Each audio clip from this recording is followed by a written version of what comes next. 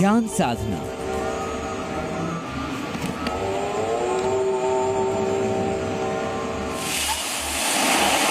समंदर की शोर करती लहरों के बीच एकांतवास। 45 घंटे तक एकांत में लीन होने का भाव।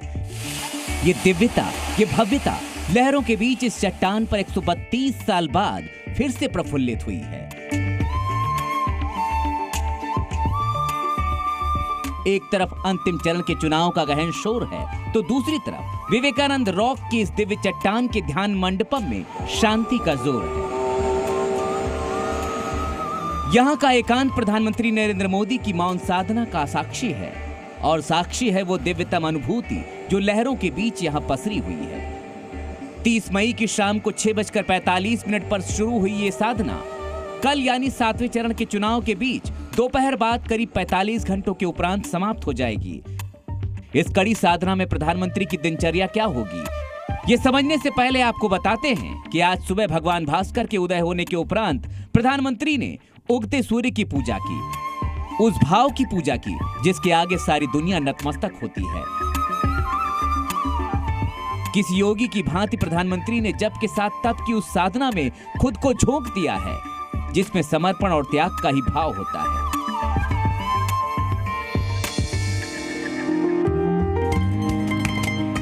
स्वामी विवेकानंद की प्रतिमा के सामने इस भाव के साथ प्रधानमंत्री 140 करोड़ भारतवासियों को शायद फिर से समझाना चाहते हैं कि उनके पास अपना कुछ भी नहीं है। वो किसी बंधन, किसी मोह, किसी माया में नहीं है, बल्कि समस्त भारतवासी ही उनकी माया, मोह और बंधन के पर्याय हैं। वो ये भी समझाना चाहते होंगे कि उनके पास ना तो खोने के लिए कुछ है और ना ही पाने के लिए।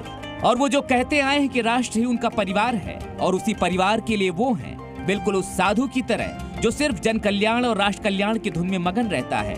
मोदी का ये एक मौन संदेश 7वें चरण के मतदान में उसी शांति के साथ वोटों में बदल सकता है जिस शांति के साथ मोदी आज साधना में मगन है। कहा जाता है कि 132 वर्ष पहले इसी शिला पर ध्यान के बाद स्वामी विवेकानंद एक भारत श्रेष्ठ भारत और विकसित भारत का संकल्प लेकर आए थे। प्रधानमंत्री मोदी के मन में भी 2047 तक विकसित भारत का सपना है। कहते हैं ध्यान मन की ऊर्जा को संचारित कर देता है और मस्तिष्क को नई दिव्यता प्रदान करता है। लंबे थका देने वाले चुनाव प्रचार के बाद अब प्रधानमंत्री को स्वामी विवेकानंद के सामने एकांत में खुद से साक्षात्कार करने का अवसर मिला है। और जब भी प्रधानमंत्री इस तरह से ध्यान के बाद बाहर आए हैं, एक नई स्फूर्ति, नई ऊर्जा से लबरेज नजर आए हैं। ब्यूरो रिपोर्ट, जी मीडिया। और आइए अब आपको बताते हैं कि आखिर मोदी की ध्यान साधना कब शुरू हुई और इसका समापन कैसे होगा, और इस दौरान नरेंद्र मोदी क्या कुछ कर रहे हैं और क्या कुछ वो करेंगे, आपको हम विस्तार से बताते हैं। क्या क्या अब तक उन्होंने किया है, जरा ये देख लीजिए। 30 मई को मां भगवती अम्मन मंदिर में पहुंचे और उन्होंने पूजा की। उसी दिन नाव से विवेकानंद रॉक मेमोरियल पहुंचे, यानी कल ही वो पहुंच गए थे। 30 मई यानी कल ही 6:45 पर प्रधानमंत्री ध्यान साधना में लीन हो गए थे। अब आज क्या हुआ? 31 मई सुबह उन्होंने सूर्य की उपासना की, पूजा की और शिव साधना की। इसके बाद कड़े नियमों का पालन कर रहे हैं।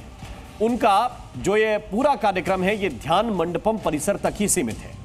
45 घंटे का कुल मिलाकर ये मौन व्रत है, जिसमें वो अन्न नहीं खाएंगे। जानकारी यह है कि सिर्फ तरल आहार ही प्रधानमंत्री लेंगे, नारियल पानी का सेवन करेंगे और अंगूर का जूस भी वो ले सकते हैं। तो एक तरफ प्रधानमंत्री मोदी कन्याकुमारी में ध्यान साधना में लीन है और दूसरी तरफ गृह मंत्री अमित शाह ने तिरुपति के दरबार में जाकर माथा टेका और जीत के लिए उन्होंने आशीर्वाद मांगा। ये दो तस्वीरें इस वक्त हम आपको दिखा रहे हैं। एक तरफ कन्याकुमारी में प्रधानमंत्री नरेंद्र मोदी और इसके दूसरी तस्वीर में आप देख रहे हैं तिरुपति श्री वेंकटेश्वर के दर पर पहुंचे हैं गृह मंत्री अमित शाह।